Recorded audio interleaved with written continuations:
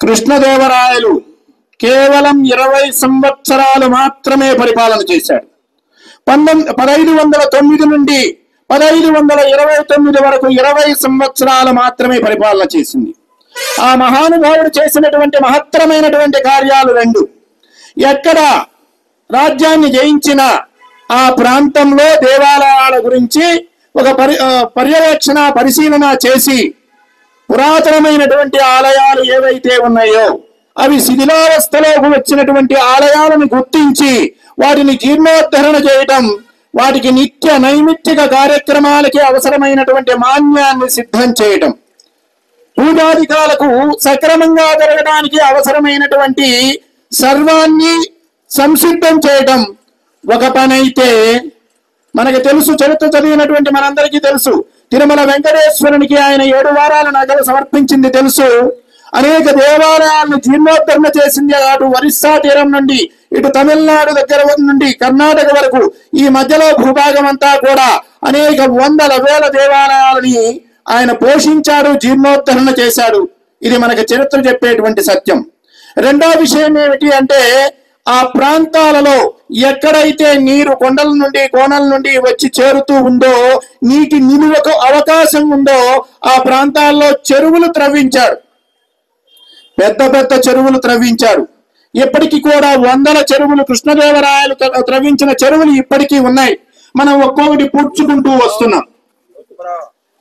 దేవాలయ సంరక్షణ, నీటి యాజమాన్యం ఇవి రెండు సక్రమంగా ఉంటే సమాజం బాగా ఉంటుంది. నీరు అందుబాటులో ఉంటే రైతు బాగా ఉంటాడు, పంట బాగా పండుతుంది, అందరి కడుపు నిండుతుంది. దేవాలయాలలో ధూపదీప నైవేద్యాలు సక్రమంగా జరిగితే సకాలంలో వర్షాలు పడతాయి, సమాజం సమృద్ధిగా ఉంటుంది, అందరికీ సద్బుద్ధి కలుగుతుంది, సన్మార్గంలో నడుస్తారు. తత్ఫలితంగా సుఖ సంతోషాలు సమాజంలో వెల్లివిరుస్తాయని చెప్పి ఆయన నమ్మాడు, గురువుల ద్వారా తెలుసుకున్నాడు, ఆచరించాడు.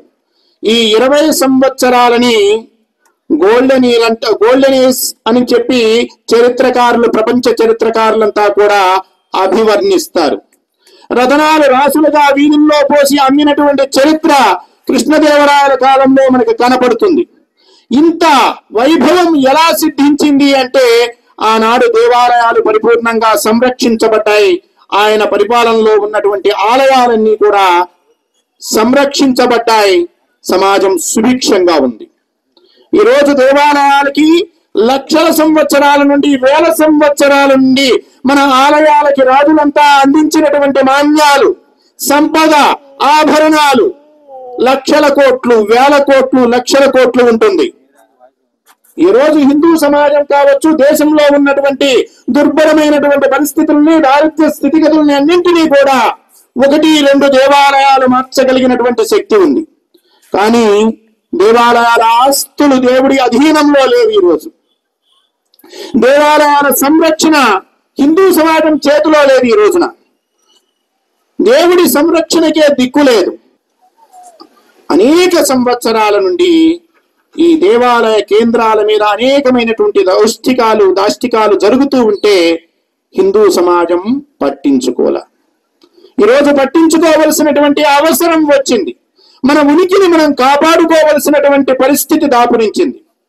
దీనికోసం, దేవాలయ వ్యవస్థను పరిరక్షించుకోవడం కోసం మనమంతా కూడా సంఘటితంగా పనిచేయవలసి వచ్చింది.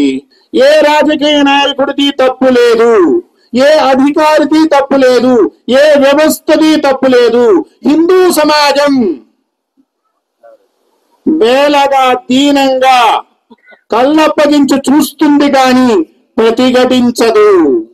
దేవాలయాలు దోచుకున్నా, ఇండ్ల మీద పడి దాడి చేసిన, మరొకటి చేసిన ఈ మూర్ఖులు మాట్లాడరు, మౌనంగా ఉంటారు, భరిస్తారు.